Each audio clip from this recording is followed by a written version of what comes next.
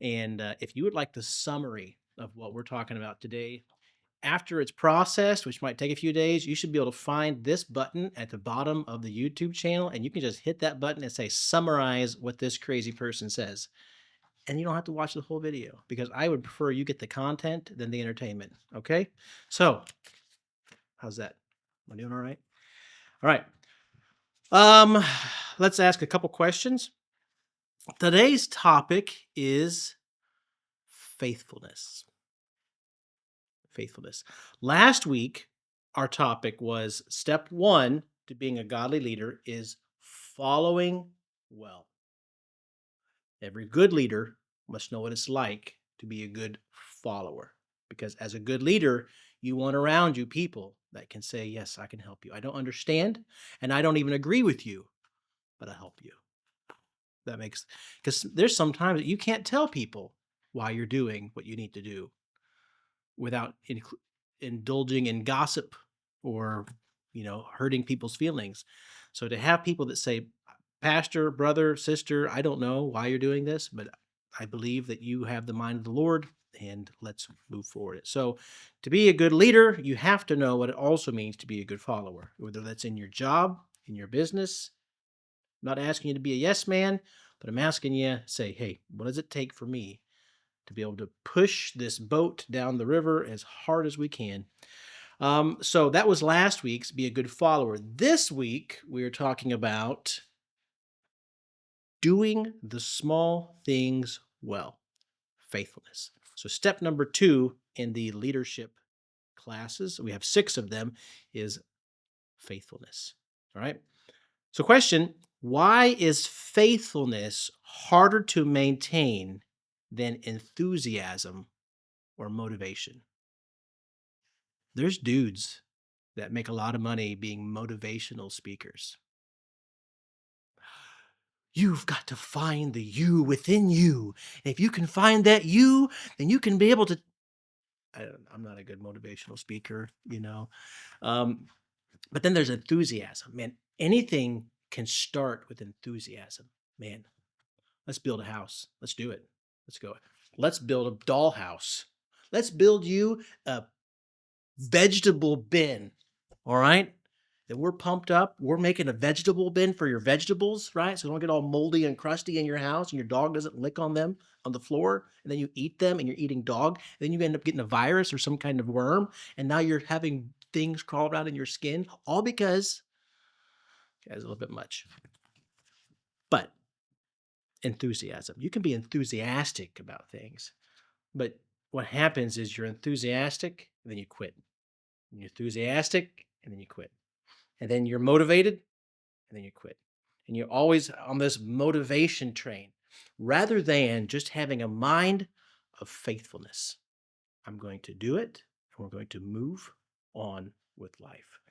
Just keep going, as a Disney movie might say. Okay. Enthusiasm is emotional and short term. Faithfulness requires discipline over time. Discipline is a long lost art. Sometimes I like to listen to audiobooks. You know why I like to listen to audiobooks?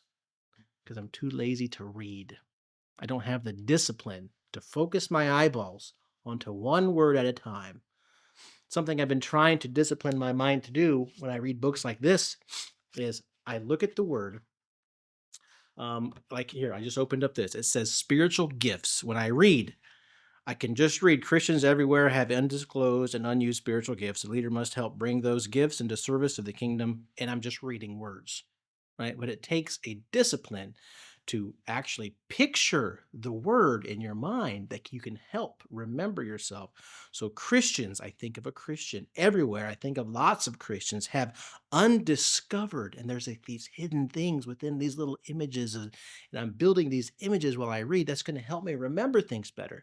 But it takes discipline to do that, and I struggle with discipline. Okay, faithfulness requires discipline over time. Enthusiasm thrives on excitement, the new thing, right? If our church can just have a new thing every week, Like this month we're doing chess month. Next month we're doing table tennis month. And then next month we're doing vegetable month. And then next month we're doing knitting month. And it's always this enthusiasm and this hype. And man, we're just so pumped up, right? But what about faithfulness? Faithfulness just keeps going through the routine. Faithfulness is the lady that comes and cleans the church. Just she keeps coming. She keeps cleaning. Is there much thanks? No. Is there much reward? No. But it's faithfulness. Motivation comes and goes, but faithfulness remains when motivation fades. Leadership is not built on how strongly somebody starts, but how consistently they continue. Faithfulness is obedience stretched over time. Number 2. What are modern lion in the way excuses? You catch that? Lion in the way. The biblical story about the man who said, I can't, there's a lion in the road. Now, the Bible never says if that was an actual truth statement or if it was just an excuse, right? But this guy's like, I can't go that way because there's a lion in the road. Okay. What are some modern excuses on why what people use to avoid faithfulness? All right. Modern excuses often sound wise or maybe even spiritual, but they still delay. Brother, I'm gonna pray about that. I'll pray about that. But then that just basically means I'm going to forget about it and it'll take care of itself, right? Um, so just now is not the right time, you could say. I'm not ready yet. It could go wrong. Someone else could do it better. I don't want to fail. Um, in Proverbs, the lion, and this is the Bible verse, by the way, the lion is in the way. The book of Proverbs has this verse, but the line is never confirmed, but it's claimed. The excuse is there. There'll always be an excuse. Tonight it's cold, right? I get it. Like, would I come if I didn't have a car? I probably wouldn't walk here. I'd probably just live stream from my bedroom in my slippers, okay? It's cold out, But cold, yeah, yeah. Excuses wait for perfect conditions. Faithfulness obeys despite uncertainty. All right. So we ought to be people of our word. When we give our word, continue in that. Be faithful. All right. Number 3, how does unfaithfulness affect other people, even in small things? Unfaithfulness. Well, unfaithfulness creates frustration, uncertainty, and broken trust. People cannot depend upon you, upon me. Work is delayed or undone. Confidence in leadership begins to fall apart. Proverbs 10 compares the unfaithful person to smoke in the eyes. I was over here yesterday with Matt Bay, okay, from Belgrade, and we were working on his glasses. We were melting plastic to fix his glasses. And as soon as that plastic touched that hot iron, the smoke went everywhere. And I usually blow on the smoke to blow it away from the eyes, but I was just watching him. And I was holding the hot gun, and he touched those together, and the smoke went up like this, and it went right in his face. And he went, there's nothing worse than getting plastic smoke in your eyeballs. And he went, and he was like, all that. He was in pretty deep pain. I just sat there and laughed at him. Is basically what I did. No, I didn't do that. Okay. But when you think about that, an unfaithful person is like that smoke in your eyes. And the fact that I was counting on you to help me do this, and now we couldn't do that. Now the person that I was going to help next, I failed them. So now I become unfaithful to them because of your unfaithfulness, or the same vice versa. Because of my unfaithfulness to you, it keeps going. Okay. Leadership is relational. Faithfulness always, or the lack of it, always affects other people around you. Faithfulness. Where does God most often test our faithfulness before giving us bigger responsibility? We're going to look at some Bible verses here in a moment, and we're going to look at this, but we're going to talk about being faithful in the small things. How do you handle daily habits? On my computer, I have a lot of projects, and sometimes those projects keep getting put off. This is kind of natural. This is kind of normal, but I don't want to make it a habit of always just, when it gets hard, throw it away. I want to finish what I start and make these daily habits. Faithfulness. Keeping your commitments. Tomorrow, what is today? Today is Monday. Wednesday, I have a commitment at a coffee shop with a guy that I met a long time ago, and I want to keep that commitment and not say, "Oops, I forgot about it." Faithfulness serves without the need for recognition. Man, I would rather lead music than install light bulbs because no one cares. Somebody fixed the electric panel over here. That's probably Klesnikov, I think. He fixed the electric panel. Nobody's seen it. Nobody cares. That's good. That's faithfulness. Just get it done. Nobody notices. That's fine. Luke 16:10 teaches that faithfulness in the little things reveals our readiness for the big things. Nobody becomes faithful quickly, but it's built little by little, like muscles, right? Or like running. You start little, and then by the next thing you know, when I go back to the U.S., I'm going to go to a gym, all right? And I come back, I'm going to have these big muscles like this, right? Not. I might go to a gym, but it's just to go buy a soda pop or something. I don't know. So let's look at this book. This is a book I picked up in Bible college by J. Oswald Sanders. Okay. They had this there. And in the front, of course, they always give their endorsement that we do not endorse everything written in the book, but it can be used for benefits to others as well. But I want to, like I said in the beginning of these classes, I want to give you something tangible as well so you can continue growing in your leadership skills. Um, I want to be somebody that can, you take your hand and you go like this, and then you put your foot in my hand and I lift you up so you can get over the wall, right? I want to be that guy, right? Don't shove me over the wall. Hey, you go do great things, okay? And so last week we talked about the book from Paul Chappell, okay? Spiritual Leadership from him. So if you haven't checked that out, I'll try the link is in the is right here in the group chat. Okay. And there's also some podcasts on there about spiritual leadership. Feel free to check those out. This one, specifically today, I want to be in chapter 15. All right. In chapter 15, we're going to look at the concept of the cost of leadership. All right. The cost of leadership. So if you could give a purpose statement for this entire 6-week class, what's the purpose? Why should I listen to you, you bearded crazy man? Zashto. Well, the purpose of this 6-week leadership class is to help shape biblical leaders by teaching them to be faithful, serve others humbly, and here's the word, steward responsibility wisely over a long period of time. All right? That's the purpose statement for this class.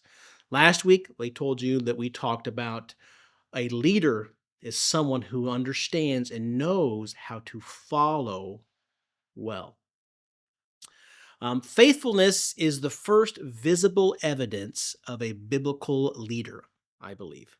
Before God gives authority or influence or responsibility, he looks for faithfulness. What is faithfulness? It's the steady obedience to God over time. Malo po malo, little by little. Reliable in the small things. If you're given a task, you do it. You should not always have, well, I couldn't get it done because this happened, or this happened, or this happened. Yeah, there'll be circumstances. But in the end, it would be really strange if your entire life, everything bad happened that you couldn't get anything done. That's a bad sign. You shouldn't be that way. So say, hey, how can I get this done? If there's a line in the road this way, is there a different road that I could take to get to town? Okay. Should I maybe take a friend with me on the road and let the lion eat my friend so that I can make it pie? Right? There's always a way. There's a will, there's a way. If you have to sacrifice your friend, however you got to do it. Faithfulness, consistency when nobody is watching. If I had to choose between a talented person that knew how to code and knew how to graph and chart and was suave and debonair, a person that had passion, that had intensity and motivation, or a perfect person that I could just count on, I would choose the person that I could count on, because a lot of these things can be taught. But faithfulness and consistency, either you have it or you don't. It's not something that can be very easily trained. You can learn coding, you can learn a talent, you can learn to play the violin, but it's very few and far between that people you find that are consistent and faithful. And that's why I believe there's a big uh, weight of faithfulness, I believe, in the Bible. Many people, I get these notifications online. It kind of gives me a little bit of, a little bit of pride, a little bit. And I get, because we started moving all of our podcasting stuff to a place called a place called, what's it called? Spotify. So we started moving a lot of podcast stuff over to Spotify. And I started getting these messages. Congratulations, you are among the top so many people who have been consistent this year. Well, that's not a pat on my back because I've not been that consistent. It just shows how many people in the world say, I want to have a podcast. And they make one or two shows and then they're done. It happens. It happens a lot. We do that in a lot of things in our life. Lack of consistency. Many people start strong, but very few people remain faithful. Even moving to Serbia, I think about coming like the first, they call it the honeymoon phase, when things are like, oh wow, this is Borek. Wow, this is Serbian Chinese food, or this is Serbian, Mexican food. And you're just, wow, this is cool. Look at these mountains. Look at this water. Look at and you're in this honeymoon phase and you enjoy it. But after a period of time, the newness begins to wear off. This happens even in cars. You buy a car and you're like, wow, I have a car. I'm going to keep it clean. I'm going to keep it beautiful and perfect. Then you have the car for a while. And you're like, you leave it out in a while. You have your bicycle and it's shiny and new. You keep it inside. Oh, but then a year goes by and you might park it outside. But first you start putting the plastic bag over your seat, And then 6 months go by. It's a hassle to put the plastic bag on. And then the bike begins to rust and the tires begin to get eaten by the sun. you know. So faithfulness is obedience stretched over time. It's very difficult to be faithful through time. We was watching that live stream that they give the awards away for that faithfulness for a lifetime. So in this book, we're going to integrate this for a moment. The cost of leadership. The chapter 15 teaches that leadership always involves a cost before there's recognition. The guy here, he emphasizes that it requires discipline, endurance, and a willingness to carry responsibility over time. Just even, what do we have in our church? We have 20, 30 people, maybe 20, okay? Just, it's not a lot, but still pressures that you could feel over trying to make decisions that don't rock the boat, but go forward. Man, it's a lot of temptation just to say, hey, no, I'm done with this. It can be that way. But I want to be more faithful than successful. And I believe the faithfulness will bring success. But if I'm getting them backwards and I'm looking at success being my goal, then I may not be faithful in a lot of my areas that I do. So that's 1 Corinthians 4. The Bible talks about a steward. A steward is somebody that is in charge of somebody else's possession. And what's the Russian word for this? Steward.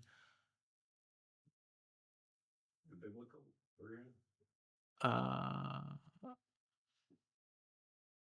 Nazviaitstya. Nazviaitstya.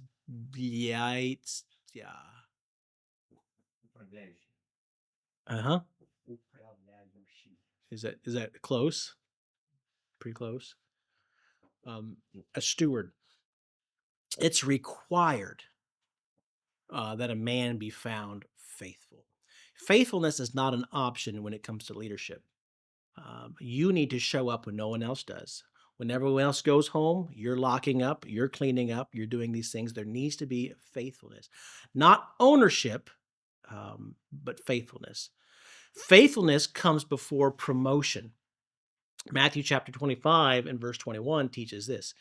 Well done, the Bible says, to the good servant. He says, thou good and faithful servant.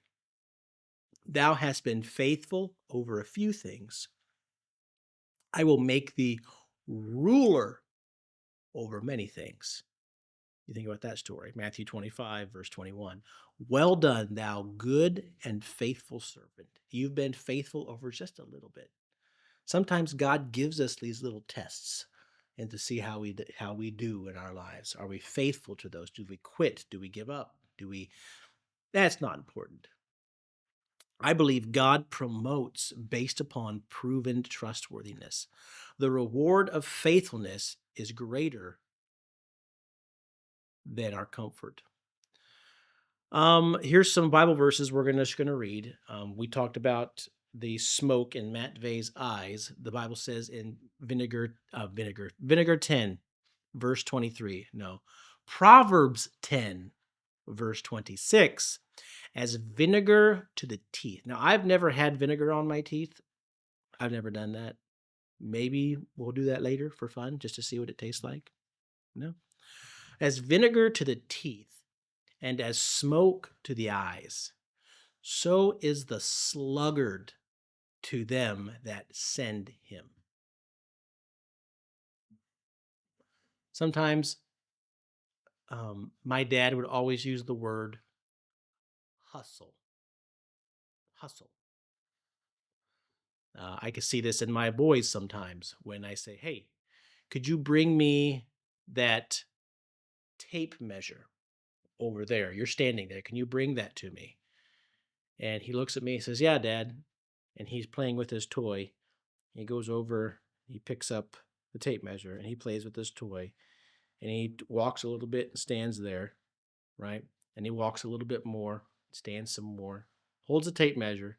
And I'm waiting. I've got the board here. I just need to measure it. Okay, come on. I'm coming, Dad. And he's more in tune to his toy than he is to what I've asked him to do. Now, it wouldn't be a problem, but he came to me and asked me, Dad, can I help you? I said, sure, you can help me.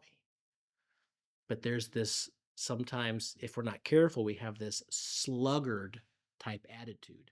The sluggard attitude can be very, it'll get done. It's no big deal. It's whatever. You've probably met some of these people at the bank, maybe the tax office. Maybe you've met some of these people that were kind of, they came to do some paperwork, but they weren't prepared. And so they're just kind of looking through their paperwork and you're standing behind them and they're just kind of not in a rush, not considerate, just sluggard.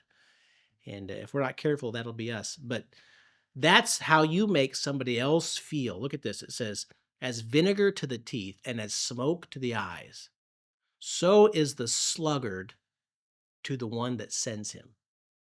Okay. Um, I was just thinking of you. I never asked you to do that today, but if I would have, I say, hey, here's some money. Go get some glass. All right. And maybe we met at 8 a.m. and your only task was to get the glass. Well, not that he did this, okay? Well, I had to go, I had to go ask someone about, this, and I had to do this, and it took all day long to do one simple task. That's the definition of a sluggard. Go get it done. Go get it done, right? That ought not to be, and I'm not saying you did that. Don't be offended. I'm just saying you're sitting here, so.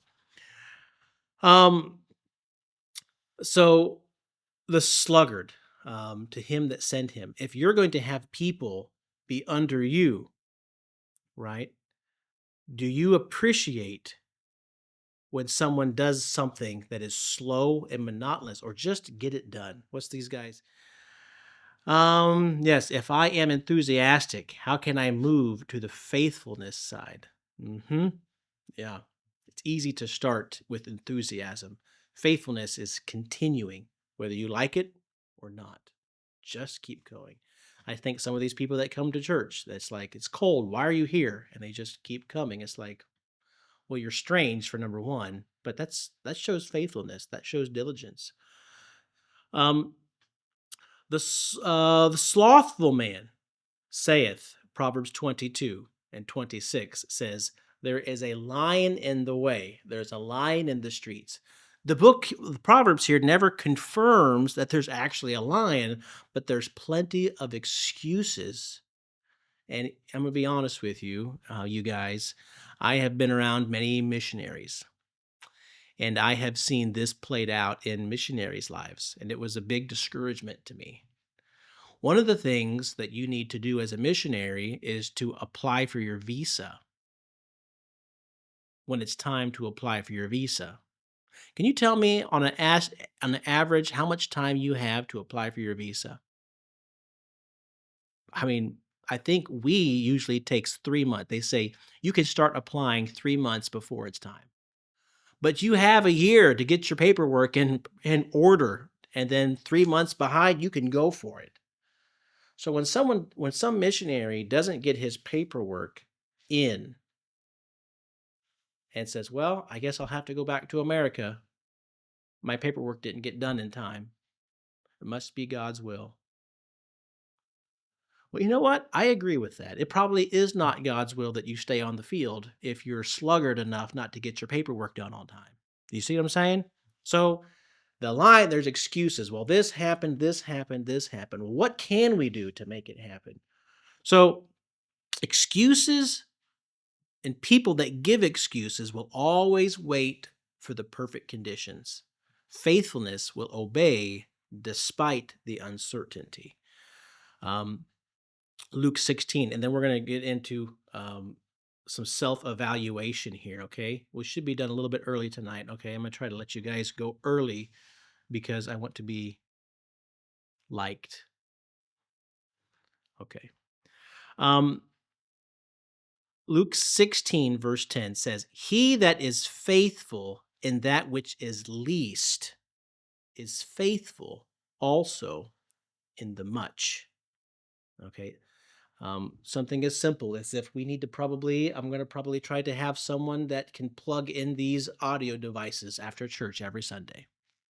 It's a good idea because a lot of times I come in and I find that some of them are dead. All right, so let's try to find someone that I can say, let you be in charge of the listening devices and you make sure they're all plugged in after church just because we use them every week, okay? But if we can't remember to just plug those in, that's your job. Well, if you can't be faithful in the little things, how are you going to be faithful in the big things? God tests our faithfulness in small commitments, in daily habits, and unseen responsibilities. So here's some questions for you guys to take home. I'm going to post these right now. Self-evaluation. Okay. going to answer the next No, question? you don't. Oh, if I'm enthusiastic, how can I move to the faithfulness side? Well, anybody can be enthusiastic. The difference between enthusiasm and faithfulness is not quitting, is keep doing it, even when it's difficult, right? That's what faithfulness is, you know? You have a Can better, you share some of your experience, maybe? some of my experience Yeah. and being faithful. Well, moving from enthusiastic to faithful, Well, the problem is because everyone can say just do it. I have, I have, I start about 1,000 things. Yeah, I'm better at starting things and finishing things. So I'm not the best poster boy when it comes to faithfulness. That's for sure. Well, maybe for a brief period of time in your life where you Have were I faithful. ever been faithful? Now that's a good question. Have I ever been faithful in my life? Let me think. I didn't mean to put you on the spot. No, you know what? In when I was in school in Bible college, I was a bus driver, and I remember there was a tornado and heavy rains, and not everybody needed to drive, and they asked me if I'd be willing to drive. So yes, that's and then to be they put me in charge of being a bus captain. So when you're on a bus in Oklahoma City, sometimes you'll have anywhere between 10 to 50, sometimes 60 children on a bus, right? And a bus captain is somebody who has showed themselves to be faithful because no one's going to call you in the morning to wake you up. It's Sunday morning at 6 a.m. You got to get out of bed. You got to drive 30 to 40 minutes to church. Then you got to start the bus and get the bus ready, right? So no one's going to motivate you. No one's going to give you enthusiasm. Furthermore, nobody wakes up at 6 a.m. on a Sunday morning. Nobody pays you to go pick up children that don't seem like they want to be there.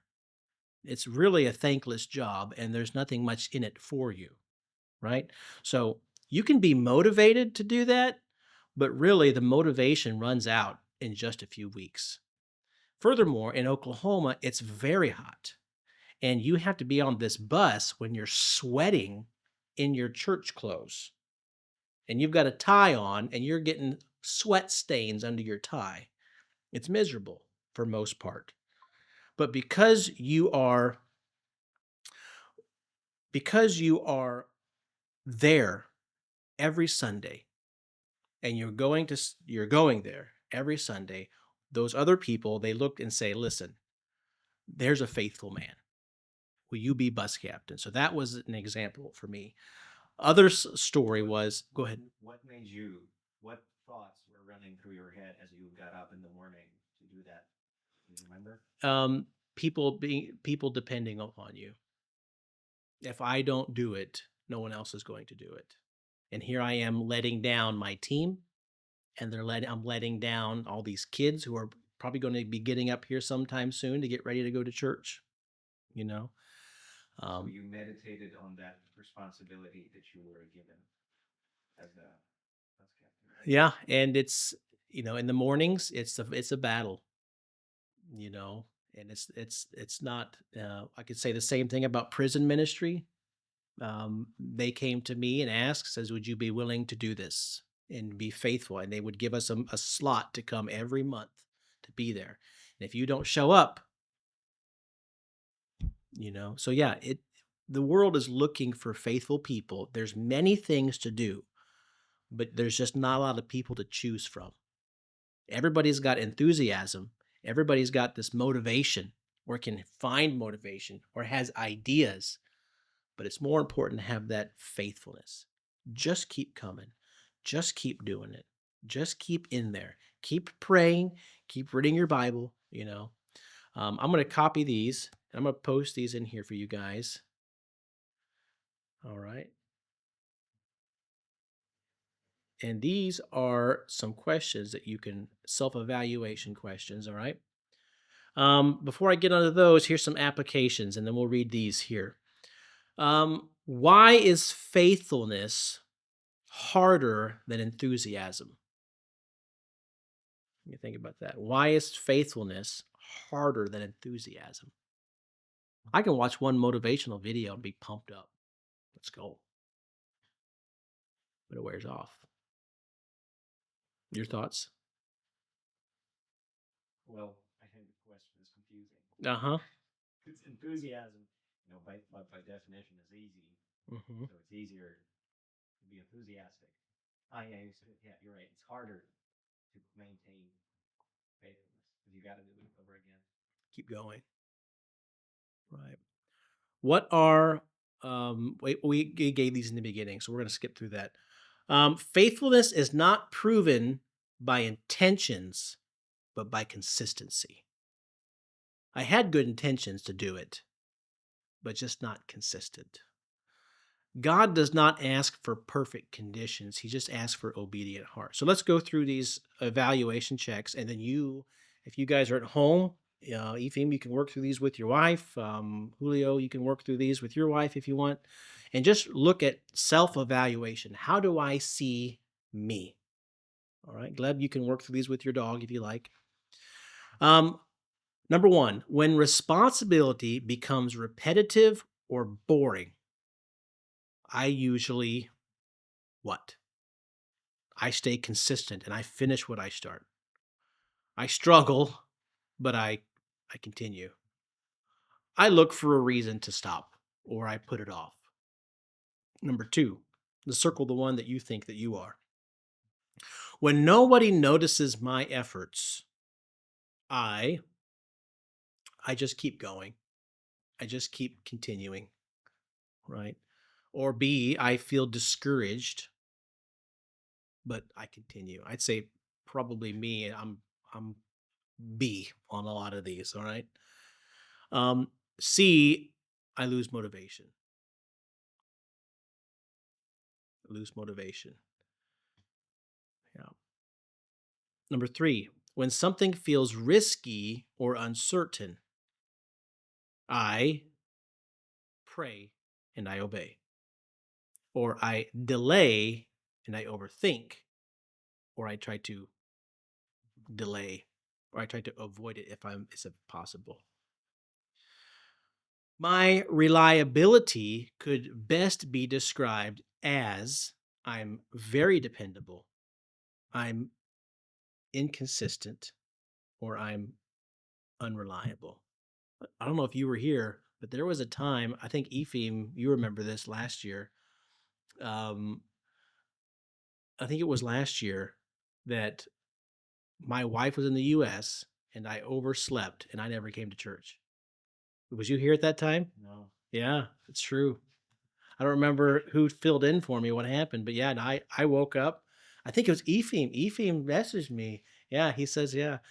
I was in Koch, and Ephraim's like, something's wrong with Pastor Miller. Something's with something. Is he dead? What's going on? So they're calling me, and they come out because they said he thought we died, and so they're gonna come out. We'll come get you, brother. And I'm like, I was just so depressed, and I was like, I'm such a failure. But but going through those moments of letting people down and failing in my responsibility helps build me to be more faithful. Because now I feel again what it's like to have responsibility, and we call it biff it. Biff it. So biffing it is like when you're throwing a baseball and you swing and the ball goes right by, you biffed it. You messed up. You missed it. So, yeah. And here's the thing. If he mentioned something about the U.S., there's people who might say, listen, this is a cultural thing. We here in our country, we don't do it that way. You're American, you do things differently. Or you're from Mexico. Well, faithfulness is a biblical thing, right? Whether you're Russian, and I think Russians typically will have a good concept of finish what you start, don't let people down, responsibility. That's good. I remember in Mexico, missionaries that go there, there's this mindset to say, hey, we got to finish this. But it doesn't matter really what country context you come from. We're not talking about contexts or countries. We're talking about the biblical. And the Bible spans all people, all nations, all tongues to be a reliable person. So this year, as you go into the things that you do, whether Ephraim is teaching the teenagers there, whether he takes on more responsibility, Julio, if he's staying here, if he is going to be taking on some responsibilities or song leading, Gleb, the things that he's got to do, Lubisha, all of us that are going to be in areas of responsibility. It's not necessarily how well we can do those things, but it's the faithfulness in which we do it that can be counted on. If you're given a job to do live streaming, do it. The Bible says, in whatsoever your hand finds to do it with all you've got.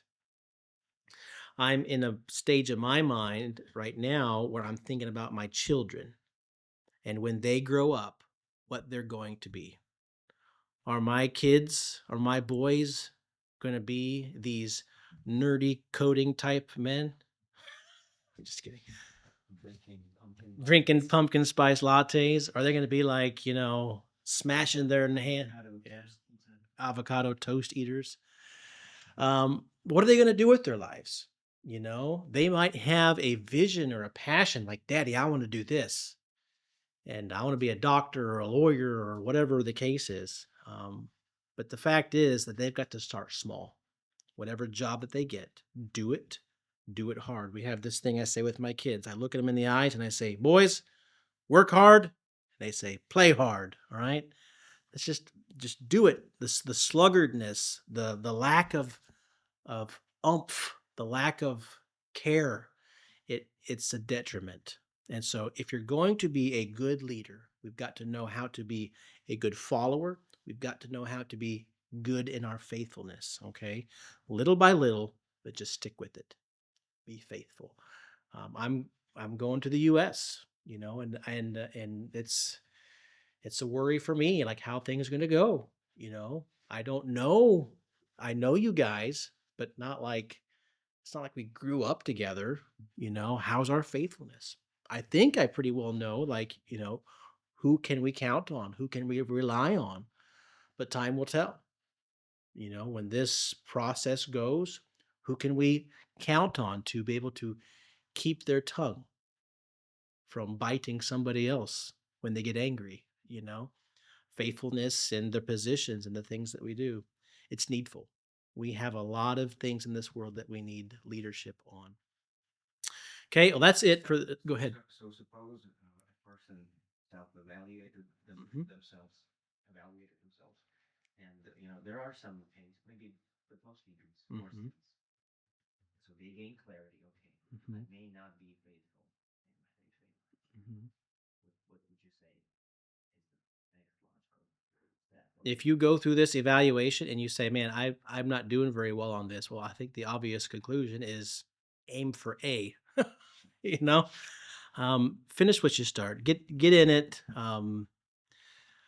Yeah, I don't have the solution for all those, but I do know that we need. And like I said, there's these different leadership books, manuals, and things to do. And I'm not the pro on faithfulness. I just know that there's a huge lack of leadership and faithful leadership. And in order to this world will move forward, we've got to have those things. Any other questions, thoughts, challenges? I'm not very handy with those. Other than, yes. But I appreciate the faithfulness that you guys have had, showing up, dependable, be there. I know for some of you, it's maybe a little more difficult than others. I know with Ephraim, their big drive from Belgrade and whatnot, it's tough. And I don't know what the future is going to look like and what might change or be different, but amen. Okay, well, thanks guys for hanging out with me. I'll let you go, and we will see you next week. We'll talk about some other topics here, and let me look at here. I'll give you the overview here. Next week, we're going to talk about week number 3, stewardship and responsibility. That's the concept. Stewardship, responsibility. Week number 4 is going to be submission and authority. And 5 is service, sacrifice, and then endurance and finishing well. All right. That's it. God bless you guys, and you have a great afternoon. Stay faithful, and we will see you guys. What is today? We'll see you tomorrow, Wednesday. No, we'll see you Wednesday. It's Monday, isn't it? Okay, we'll see you Wednesday, maybe. God bless. Ciao.